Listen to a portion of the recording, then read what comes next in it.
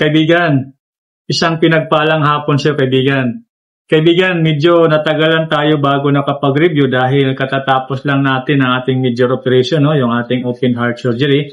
Yung ating valvula ay pinalitan ng mechanical valve, kaya maraming bawal mga kaibigan. Pero itong hawak kong social biscuit ng gulon ay hindi naman pinagbabawal. So, itry natin i-review kung ilan ang magiging blood sugar natin dahil nakalagay dito sugar-free, no? And then, cholesterol-free. So, i-review natin ngayong hapon kung ilan ang magiging glycemic load within 30 minutes, mga kaibigan, no? Glycemic load lang po ang kukunin natin, mga kaibigan, within 30 minutes, no? So, bago tayo, mga kaibigan, kumain, ay susukatin ko muna ang aking blood sugar, okay?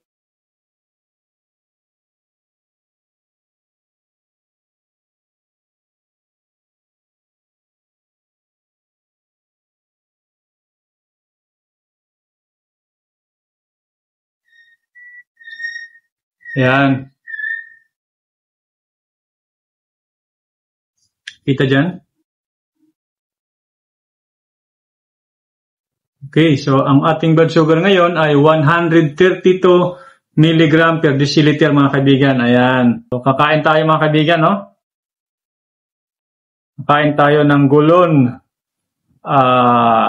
social biscuit. Ayan. Yan, mga kaibigan, maraming laman ito, no? Yan, mga kaibigan, maraming laman. So, dalawa lang ang kakainin natin, mga kaibigan. Dahil may merienda lang naman tayo, no? Dalawa lang. Ayan.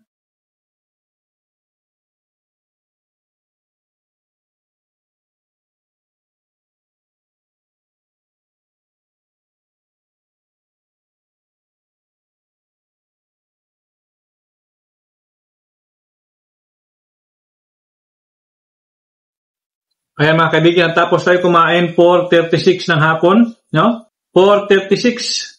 Ayan, mga kaibigan, no? So, naka 30 minutes na tayo, no? After natin kumain ng ating gulon social biscuit, mga kaibigan.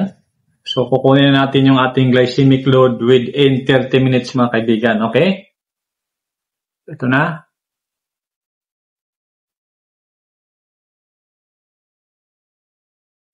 Ayan.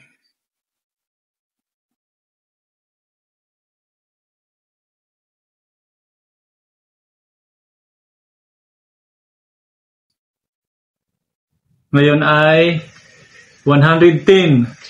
Ayan, bumaba, mga kaibigan, no? So, medyo pag dalawang biscuit lang, so habang pababa ng pababa yung oras na hindi ka kumakain, ay medyo bumaba ang ating blood sugar, no?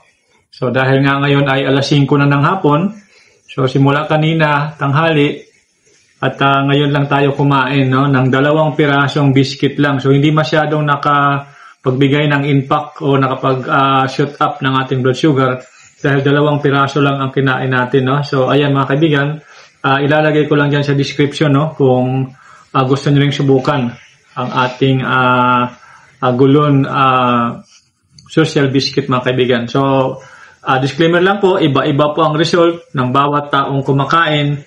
So, depende po yan sa inyo o sa akin sa pagtanggap ng ating sistema. Pero sabi ko nga po, ako po ay umiiwas talaga sa mga